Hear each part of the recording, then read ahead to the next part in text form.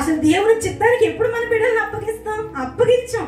మనమే చెప్పేస్తాం, ప్రభు ఒక ఉద్యోగాన్ని ఇచ్చేయండి ప్రభు, మా బిడ్డను ఒక సేవకుడిగా వాడేసుకో ప్రభు, మా బిడ్డకి ఇలాంటి కుమారుని తీసుకొని రండి నాయన, ఇలా దేవునికి మనమే చెప్తాం. ఒక తండ్రి కంట 2 కుమార్తెలు ఉన్నారంట.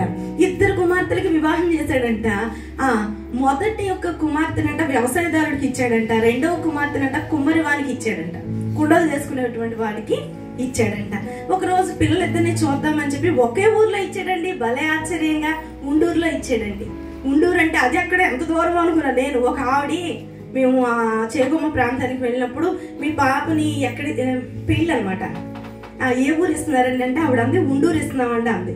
ఎంత దూరం ఉంటుందండి అన్నాను నేను. ఉండూరు అంటే ఉన్న ఊరని నాకు తెలియదు, అప్పుడు తర్వాత తెలిసిపోయింది అనుకోండి. అలాగే ఆయన ఉండూరులోనే ఇచ్చాడనమాట. ఇస్తే ఒక రోజు పిల్లల్ని చూద్దామని చెప్పేసి ఈ తల్లి అంట తండ్రి అంట వెళ్ళాడంట, ఇద్దరికి ఫ్రూట్స్ తీసుకుని వెళ్ళాడంట. ఈ వ్యవసాయదారుని యొక్క భార్య పెద్ద కుమార్తె ఉందంట, నాన్న నువ్వు ప్రార్థన చేస్తావు కదా, నీ ప్రార్థన దేవుడు ఆలకిస్తాడు కదా, వర్షాలు లేక మేము నాట్లు వేసాము, చాలా బాధలో ఉన్నాము, అంతా ఎండిపోతుంది, ఎలాగైనా మొత్తం ఎండిపోయింది నాన్న, ఒక్క వర్షం పడితే మేము కనీసం తినడానికైనా గింజలు మాకు దొరుకుతాయి, ఒక్క వర్షం ఈ రోజు పడాలని నువ్వు ప్రార్థన చేయాలి నాన్న అందంట. అయ్యో తల్లి, కడుపున పుట్టిన బిడ్డల కోసం చేయకపోతే నేను ఎవరి కోసం చేస్తానమ్మా, ఖచ్చితంగా చేస్తానన్నాడట. ఇక్కడి నుంచి కుండలు చేసుకునేటువంటి వాడికి ఇచ్చాడు కదా రెండో కూతుర్ని. ఆ కూతురు దగ్గరికి వెళ్తే ఆ కూతురు అందంట, నాన్న చాలా రోజుల నుంచి మాకు ఏమాత్రం కూడా వ్యాపారం నడవట్లేదు, ఈ రోజే మాకు ఒక ఆర్డర్ వచ్చింది నాన్న, ఏంటో తెలుసా, చాలా కుండలు కావాలంట, వాళ్ళు చెప్పి వెళ్ళారు, మేము అయితే మట్టి పిసుకుతున్నాము, మేము కుండలు ఆరబెట్టాలి, కలర్ వేయాలి, నువ్వు ప్రార్థన చేస్తే ఏదైనా దేవుడు చేస్తాడు నాన్న, వర్షం మాత్రం ఈ ఒక్కరోజు రాకుండా నువ్వు ఏం చేయాలి, ఈ రోజు రేపు రాకుండా చెయ్యాలి నాన్న ప్రార్థన అన్నాడు. మంచిదే అమ్మ. తండ్రి ఆలోచిస్తున్నాడు, ఇప్పుడు వర్షం పడాలని ప్రార్థన చేయనా, వర్షం పడకూడదని చేయనా, పడినా ఒక కుమార్తె నష్టపోద్ది, పడకపోయినా ఇంకొక కుమార్తె ఎలా? అప్పుడు ఆలోచించాడంట, యోబు లాంటి మంచి మనమైతే ఏం చేస్తాం ప్రభువా, ముందు ఒక రోజు పడకుండా కాపాడు, కుండలు ఎండిపోతాయి, రెండో రోజు పడేటట్టు చెయ్యి ప్రభువా, వ్యవసాయం ఫలిస్తుంది, మనం తెలివితేటలు మనం దేవుని సలహా ఇచ్చేస్తాం. కానీ ఆ తండ్రి యోబు లాంటి వాడు కనుక మంచి ప్రార్థనా పరుడండి. ఇంటికి వెళ్ళి మోకరించాడట, మోకరించి దేవుని హస్తాలకు తన 2 కుమార్తెలను అప్పగించాడట. ప్రభువా, నా 2 బిడ్డలు నా యొక్క ప్రార్థన అవసరం కోరి ఉన్నారు, వారికి శరీర సంబంధమైన తండ్రి అంటే చాలా ప్రేమ, నాకు మించిన ప్రేమ వారికి నీ మీద ఉంది, నువ్వు వాళ్ళిద్దరి కోసం నువ్వు ఆలోచిస్తున్నావు కనుక తప్పకుండా వారిద్దరికి మేలు జరిగేలాగా నీ చిత్తం వారి పట్ల నెరవేర్చు ప్రభు అని ప్రార్థన చేశాడట. దేవుడు కూడా ఇప్పుడు సందేహంలో పడిపోయాడు, ఇప్పుడు ఏం చేయాలా అని దేవుడు అనుకుంటున్నాడు. అప్పుడు అయినప్పటికీ కూడా అతను చేసిన ప్రార్థన దేవునికి అనుకూలంగా అనిపించింది కనుక వెంటనే దేవుడు ఆజ్ఞాపించాడట, మేఘానికి ఆజ్ఞాపించాడట, వెళ్ళి ఆ వ్యవసాయం ఏ ప్రాంతంలో అయితే ఉందో అక్కడ ఒక మేఘము వెళ్ళి అక్కడ వర్షం పడాలి, మిగిలినటువంటి ప్రాంతం అంతా కూడా ఎండ రావాలి. మనం కొన్నిసార్లు చూస్తాం, ప్రయాణం చేస్తూ వెళ్తున్నప్పుడు మన దగ్గర ఎండ ఉంటుంది, కొంచెం దూరంలో మనకి ఎలా కనబడుతుందండి, మేఘంలో వర్షం పడుతుంది, ఆ వర్షం ఇక్కడ కనబడుతుంది అంటే కొంచెం దూరంలోనే. దేవుడు అలాంటి అద్భుతం చేసి ఆ తండ్రి యొక్క మనోవాంఛను దేవుడు ఏం చేశాడు, నెరవేర్చాడు. 2 కుమార్తెలు కూడా సంతోషంగా తండ్రికి సాక్ష్యం చెప్పారట, నాన్న నువ్వెంత మంచి ప్రార్థన చేసావు నాన్న, నా వ్యవసాయం ఫలించిందని ఒక కుమార్తె, నువ్వెంత మంచి ప్రార్థన చేసావు నాన్న, నా కుండలన్నీ ఎండిపోయి చక్కని వ్యాపారం జరిగిందని ఇంకో కుమార్తె సాక్ష్యం. మనము మన బిడ్డలను దేవుని చిత్తానికి అప్పగించగలిగితే, నా ఇష్టం నెరవేర్చు ప్రభా, నా బిడ్డ నాకంటే పెద్ద ఉద్యోగం చేయాలి ప్రభా, నా బిడ్డ నాకంటే పెద్దగా ఇలా అవ్వాలి అలా అవ్వాలని మనం దేవునికి చెప్తాం. మన సొంత ఇష్టాలతో దేవుణ్ణి ఓకే అని అనిపిస్తే ఆ శిక్ష ఎంత భయంకరంగా ఉంటుందో చెప్పనా.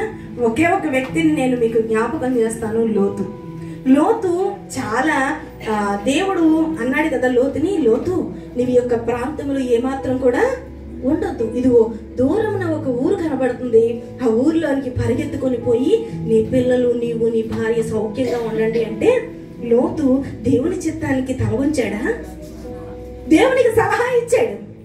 ఏమని సలహా ఇచ్చాడు, నాయన అంత దూరం నేను పరుగు పట్టుకొని వెళ్ళేసరికి ఆ ఉగ్రత వచ్చేస్తే మేము పరుగు పెట్టగలుగుతామో లేదో, ఇదిగో దగ్గరలో ఇక్కడే ఉంది నాయన, ఒక కొండ ఉంది ఇక్కడికి వెళ్తాను, ఒక ఊరు ఉంది ఇక్కడ వెళ్తాను అన్నాడట. దేవుని చేత బలవంతంగా ఓకే వెళ్ళు అనిపించుకున్నాడు. ఏం సంపాదించాడు లోతు? ఒకవేళ వారు కనుక దేవుని చిత్తానికి కనుక తల వచ్చినట్లయితే ఆ రాత్రంతా కూడా వారు ప్రయాణంలోనే సరిపోయింది. తొందరగా వెళ్ళిపోయే ప్రాంతాన్ని కోరుకున్నాడు లోతు. గబగబా వెళ్ళిపోయారు, కొండ ప్రాంతానికి వెళ్ళిపోయారు. ఆ రాత్రి అక్కడ పడుకున్నాడు. ఆ రాత్రి భయంకరమైన పాపం జరిగింది. ఆ ఇద్దరు ఆడపిల్లలు కూడా లేచి తండ్రితో వ్యభిచారం చేశారు. 2 పిల్లలను కూడా కన్నారు. లోతు సంతానం అంతా చెప్పించబడింది.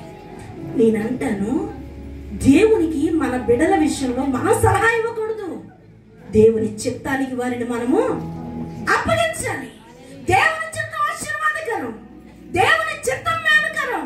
మనం అనుకుంటాం, ప్రభు ఇగో ఇలా ఇలా ఇలా ఉంటే నా పిల్లలు చాలా బాగుంటారు ప్రభు అని. కాదు కాదు, ప్రభు నీ నామము మహిమ పరచబడులాగన నా బిడ్డలను నీ చిత్తానుసారంగా మీరు వాడుకోండి ప్రభు అని మనము ప్రార్థన చేయగలిగినప్పుడు మన జీవితాలు ఆశీర్వాదకరంగా ఉంటాయి.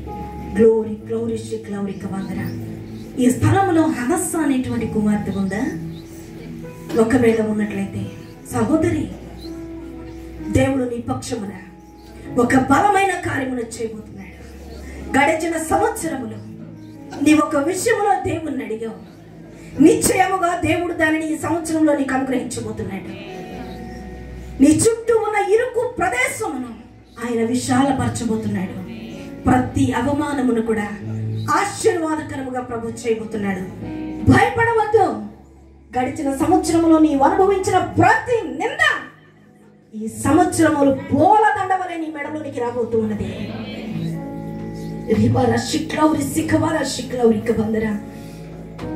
కీర్తనల గ్రంథం 118వ కీర్తనలోను 8-9 వచనాల్లో ఒక మాట ఉంటుంది. ఏంటి తెలుసా? మనుషులను నమ్ముకున్నట కంటే యెహోవాను ఆశ్రయించుట మేలు. మన బిడ్డల విషయంలో వారు ఏమైనా ఉద్యోగాలు ఇప్పిస్తారేమో. ఎంతమంది తల్లిదండ్రులు తిరగట్లేదండి బిడ్డల కోసం. మన కడుపులో పుట్టిన బిడ్డలకు మనం ఏ భవిష్యత్తు ఇవ్వలేం. వారికి ఉద్యోగం ఎవరైనా ఇప్పిస్తారేమో, వారికి మంచి సంబంధాలు ఎవరైనా తీసుకొని వస్తారేమో. నా బిడ్డల యొక్క ప్రవర్తన బాగాలేదు, ఎవరైనా మాట్లాడితే నా పిల్లలు మారుతారేమో అని ఎంతమంది తల్లిదండ్రులు మనుషుల పాదాలను పట్టుకోవట్లేదండి. ఆయన పడి తిరగట్లేదండి.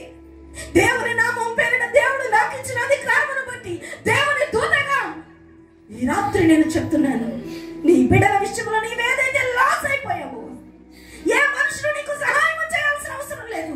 దేవుడు నమ్మదగిన వాడు, దేవుడు నమ్మదగిన వాడు. నా సహోదరులారా, నీ బిడ్డలను అనాథలుగా విడిచిపెట్టాడు. నీవు చేయలేని కార్యములను నీ బిడ్డల పక్షముగా దేవుడు చేయబోతున్నాడు. ఆయన శక్తివంతుడు. వారి పట్ల ఒక ప్రణాళిక లేకుండా నీ గర్భంలో నుండి వారిని దేవుడు బయటికి తీసుకొని రావాలి. వారి పరిస్థితులను చూసి మనం ఆందోళన పడిపోతూ ఉంటాం. ప్రభువా ఎట్లా, ఏంటి ఏంటి నా బిడ్డల పరిస్థితి అని. నీ బిడ్డల యొక్క పరిస్థితిని ప్రభు చూస్తున్నాడు. నీవు పడిన కష్టాలను దేవుడు నీ బిడ్డల జీవితంలోనికి పంపించడు. కాకపోతే యోబు ఎలాగైతే తన బిడ్డల చుట్టూ, తన ఇంటి చుట్టూ, తన చుట్టూ దేవుని కంచెను వేసుకోవటానికి ప్రతి దినము ప్రార్థన చేశాడు. ఏమండి, ఒక్క మాట, మీరు మంచి బైబిల్ జ్ఞానం కలిగిన బిడ్డలు కదా. యోబు పిల్లలు ఏమైనా పాపం చేసిన వారండి? పాపం చేశారని బైబిల్లో ఎక్కడ రాయబడి ఉందా? ఇంకా దైవజనుడైన, బలముగా వాడబడిన దైవజనుడైన ఏలీ కుమారులైన దుర్మార్గులు అని రాయబడింది. కానీ యోబు పిల్లలు ఎక్కడ పాపం చేయలా. కానీ ఒకవేళ వారు యోబు కంటికి కనబడకుండా దేవుని దృష్టికి ఎక్కడైనా పాపం చేశారేమో అని ముందుగానే ఆ తండ్రట ఆ బిడ్డల కోసం దహన బలి అర్పించాడట. సహోదరి కరుణ, ఈ పరిచర్యలలో ఈ కుమార్తె జీవితంలో దేవుడు బలమైన కార్యాన్ని చేయబోతున్నాడు.